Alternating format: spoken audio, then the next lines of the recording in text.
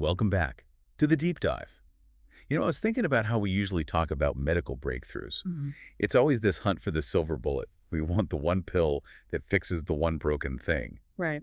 But with Alzheimer's disease, it feels like we've been hunting for a single smoking gun for decades. Mm. And, well, coming up short. It's the classic reductionist trap. We want a simple cause and a simple effect, but biology, it rarely cooperates. Exactly. And the stack of research we have today, 3 really heavy-hitting papers from late 2025 and early 2026, suggests we shouldn't be looking for a smoking gun at all. We should be looking at a firing squad. That is a vivid image, but it captures it perfectly. It's a shift in thinking. We're moving away from the one cause theory to what's called the multi-hit hypothesis. The idea that it's not just bad luck. Or just your genetics, it's an accumulation of insults, a collision. A collision between your DNA, the viruses you catch, and literally the air you breathe. That's right. We've got a study on a gene that acts like bad glue in the brain, another on how traffic pollution teams up with infections, And the third one, and a third, which I found wildly optimistic, about how repurposing a simple shingles vaccine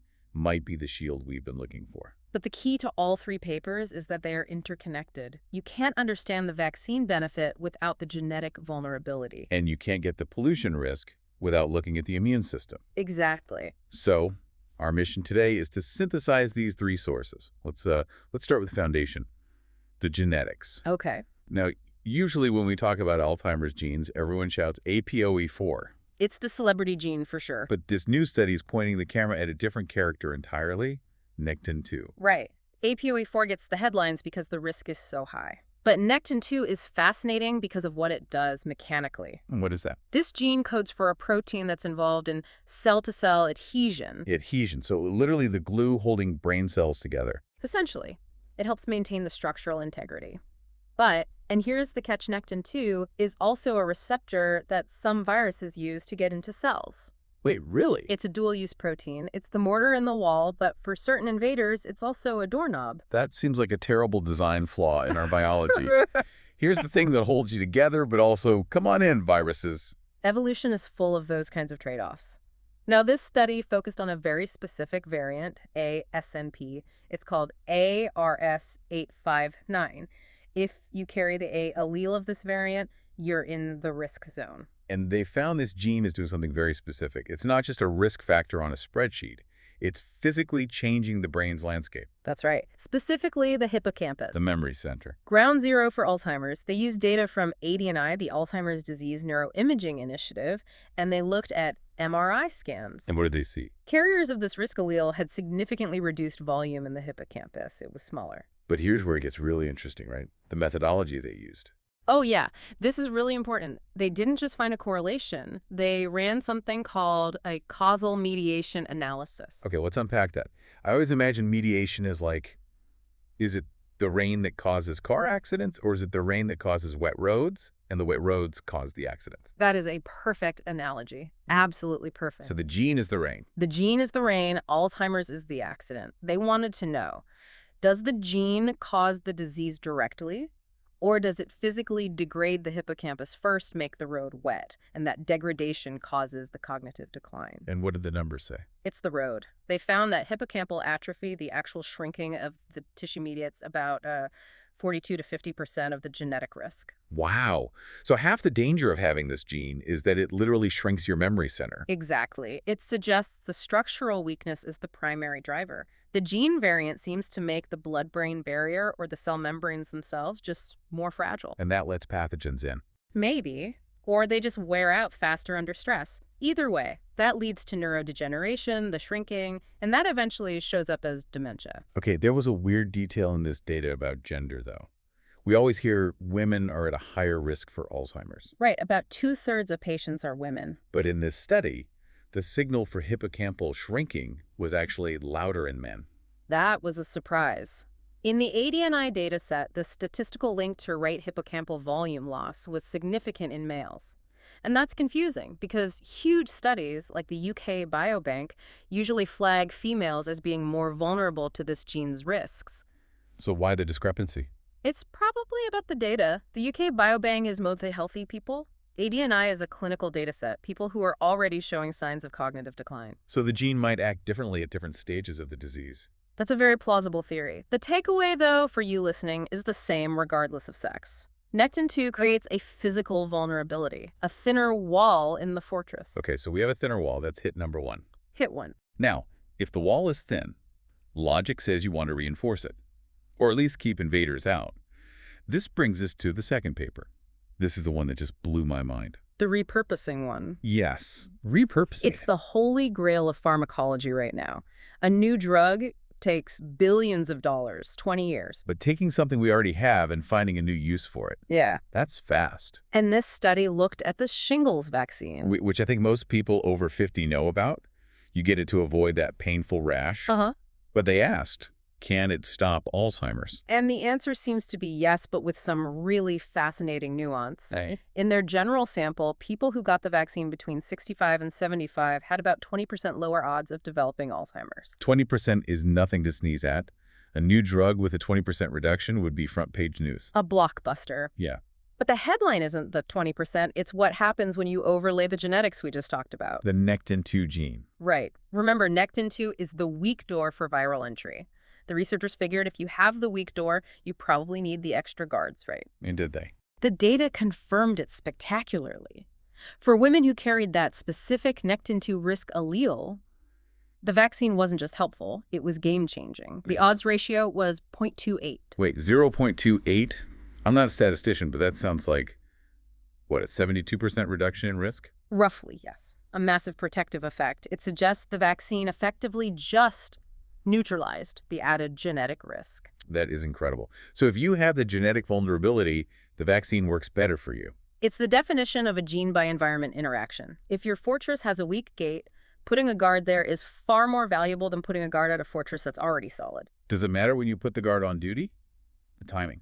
Crucially, yes. The protection was strongest if the vaccine was received 3 or more years before the age of 75, less than 2 years, and the signal faded. Which implies it's not an acute fix. It's doing something long-term. But why? Why does blocking the shingles virus stop Alzheimer's? Well, there are two main theories. One is pretty simple, viral reactivation. The shingles virus can reactivate, move into the brain, and cause inflammation. The vaccine stops the virus, so it stops the damage. Simple enough. Stop the invader, save the castle. What's theory 2? Trained immunity. This is a really hot topic. The idea that a vaccine doesn't just teach your immune system to hunt one specific bug, it's like sending your immune cells to boot camp. So they come out more alert, but also more disciplined. Exactly. Better at handling inflammation in general. It might be helping the brain clear out amyloid plaques or manage other infections without, torching the place. I love that. Boot camp for your immune system. So we have a genetic vulnerability and a potential shield. A biological shield? But a shield is only useful if someone is attacking you. And that brings us to the third paper. And this is where the multi-hit concept gets scary. This is the study on synergy. They looked at 2 distinct hits: infections and air pollution. Specifically, traffic-related air pollution, or TRAP. Appropriate acronym. And they defined it very aggressively, didn't they? They did. High exposure was living 50 meters or less from a major road. 50 meters? That's a front yard. That's right on the highway. It is. You're breathing fresh exhaust, tire wear particles. It's chemical soup. So they looked at people with a history of infections and people living in this pollution soup. What about separately? A history of infection alone was bad. It raised the risk of Alzheimer's by 54%. Which tracks with what we know about inflammation. Right. But here is the surprise. Living that close to a highway alone was not a statistically significant risk factor in this specific model. Wait, 0.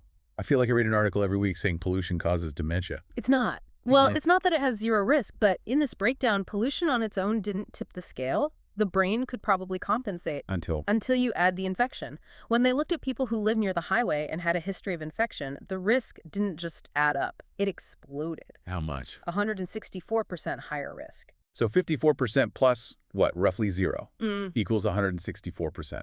That's not math. That's chemistry.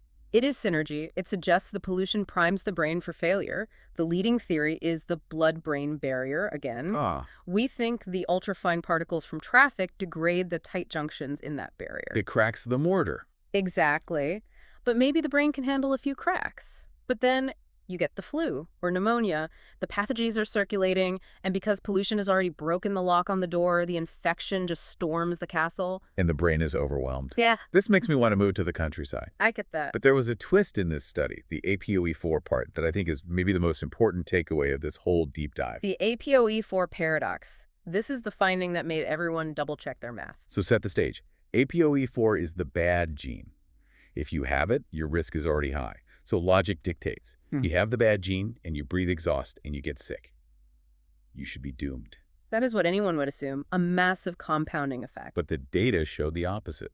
The exact opposite. That massive synergistic risk of pollution plus infection was primarily driven by non-carriers of APOE4. Hold on. Let me get this straight. The people without the famous Alzheimer's gene were the ones getting crushed by the environment. Yes. For the APOE4 carriers, adding pollution and infection, it didn't really change their risk profile much. How is that possible? Is the gene protecting them? No, it's darker than that. We call it a ceiling effect. The ceiling effect. Think of it this way. If you have APOE4, the gene is already driving the pathology at 100 miles an hour. It's doing so much damage on its own that adding pollution is like throwing a cup of water into the ocean. The ceiling of risk is already hit. The house is already on fire. Pouring gasoline on it doesn't make it more on fire. Effectively, yes. But flip that around. If you are a non-carrier, House is safe. the house is safe, your genetic risk is low. So if you start throwing gasoline pollution and infections around, it makes a massive difference. You are moving from a state of safety to a state of high danger. This completely flips the narrative. Yeah. If you don't have the Alzheimer's gene, you might think, oh, I'm in the clear. But this says, no, you are the one who really needs to worry about where you live. Exactly.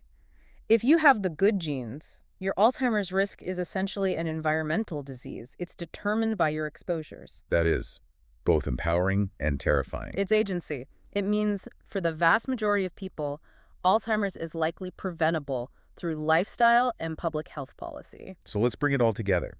We started with this idea of a firing squad.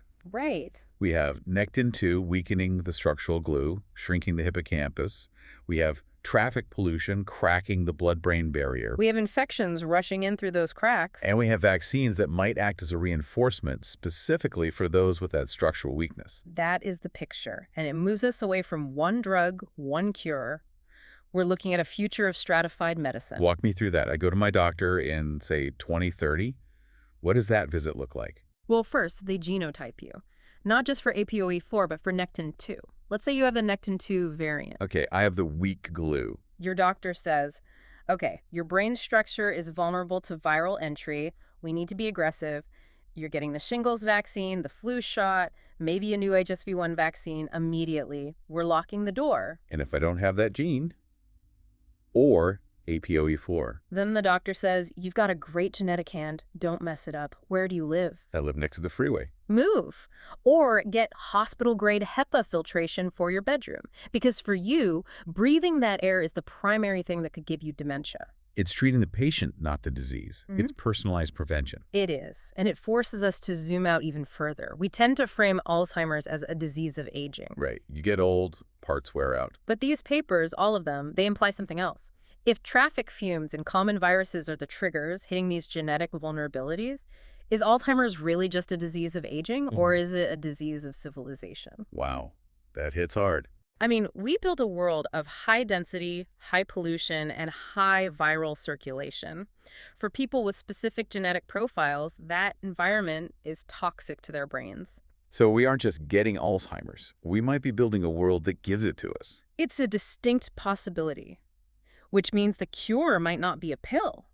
It might be better urban planning, cleaner air, and broader vaccination programs. That's a massive thought to chew on. Yeah. It takes the helplessness out of it. We're not just waiting for a protein to misfold. We're navigating a landscape. And now, thanks to this research, we have a map. And the map gets better with every study. We'll leave it there. A huge thank you to the researchers for drawing that map. And thank you for helping us read it. My pleasure. And thank you for listening to The Deep Dive. Catch you next time. Stay curious.